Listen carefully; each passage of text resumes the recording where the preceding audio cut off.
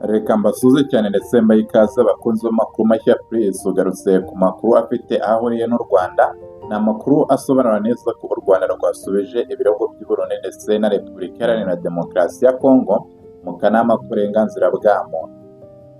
Intumwa y'u Rwanda i Geneve mu Busuwisi mu muryango w'abibumbye ni Ambasaderi Eugene Bakuramutsa yamaganye yivuye inyuma ibyo yavuze ko ari ibirego bidashingiye ku kuri byatanzwe n'intumwa z'u Burundi na Repubulika Iharanira Demokarasi ya Kongo mu nama ya 62 y'akanama k'umuryango w'abibumbye gashinzwe uburenganzira bwa muntu. Ni mu ijambo yavuze akoresheje uburenganzira bwo gusubiza cyangwa se right of reply, uyu Ambasaderi Bakuramutsa yavuze ko ibyo bihugu byahisemo gushinja u Rwanda ibintu bitajyanye n'ibyari byavuzwe na Komiseri Mukuru wa Loni ushinzwe uburenganzira bwa muntu mu kiganiro cye ku bibazo by'umutekano bikomeje kuranga uburasirazuba bwa Repubulika Iharanira Demokarasi ya Kongo. Mu magambo ye yagize ati u Rwanda rwamaganye uburyo ibyo biganiro bihindurwa urubuga rwo gushinjanya. Icya mbere ni ngombwa kwibutsa ko u Burundi bufite ingabo zirenga 10,000 zikorera mu burasirazuba bwa Repubulika Iharanira Demokarasi ya Kongo. Uyu Bakuramutsa yavuze ko izo ngabo zikorana n'ingabo za Repubulika Iharanira Demokarasi ya Kongo za FARDC, umutwe wa FDL ugizwe n'abasize bahekuye u Rwanda mu 1994, akaba umutwe w'Abazalendo nawo ukomeje guca ibintu hariya muri Repubulika Iharanira Demokarasi ya Kongo, ndetse n'abacansho b'abanyamahanga Kinshasa yifashisha irwaniye intambara ihanganyemo na AFC-M23, ndetse ashimangira ko raporo zitandukanye zagaragaje amakosa akomeye zirimo gukorera abasivile. Mbega izi ngabo zirwana ku ruhande rwa Kinshasa ziri gukorera abasivile, mbega ari amakosa akomeye cyane atagakwiye no kuba yihanganirwa. Mu magambo ye yagize ati raporo zo mu bice by'imirwano zagaragaje ihohoterwa rikomeye cyane ryakozwe n'ingabo z'u Burundi ku baturage, ririmo gufata ku ngufu, gufunga abantu mu buryo bunyuranyije n'amategeko, ndetse n'ibindi bikorwa bikomeye bihonyora uburenganzira bwa muntu.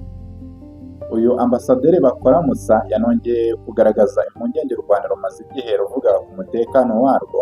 by'umwihariko ku bibazo by'umutwe wa FDLR uvuga ko uzahungabanya umutekano w'u Rwanda, ndetse ukaba ngo unafite gahunda yo kugira ngo uze gukuraho ubutegetsi buriho mu Rwanda ube wafata ubutegetsi. Ahangaha Bakuramutsa akaba yavuze ko nubwo akanama ka Loni gashinzwe umutekano kasabye inshuro nyinshi ko uwo mutwe wasenywa, ndetse hakaba hari n'ibyemeranyijweho ku masezerano y'amahoro yasinyiwe i Washington, FDL gikomeje guhabwa intwaro gukorana ndetse no kwinjizwa mu bikorwa bigiye bitandukanye bikorwa n'izi ngabo za Repubulika Iharanira Demokarasi ya Kongo.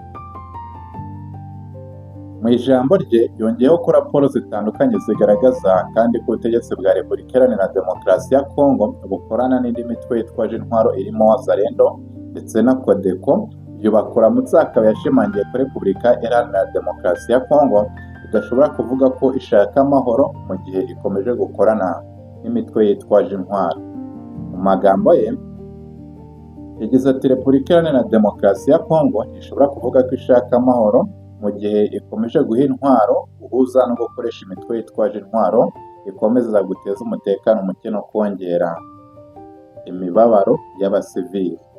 Uyu mudiplomate yagaragaje ko icy'ingenzi ku burasirazuba bwa Repubulika Iharanira Demokarasi ya Kongo no mu karere k'ibiyaga bigari ari ugushyira mu bikorwa amasezerano y'amahoro amaze gusinywa, aho kwishingikiriza gusa ku gisubizo cya gisirikare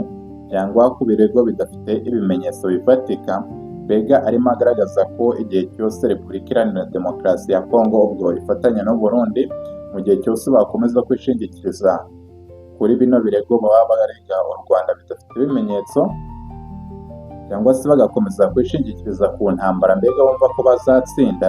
abahamiriza ko nta mahoro ashobora kuba yagaruka no mu burasirazuba bwa Repubulika Iharanira Demokarasi ya Kongo, cyane ko ari intambara z'igihe kirekire ndetse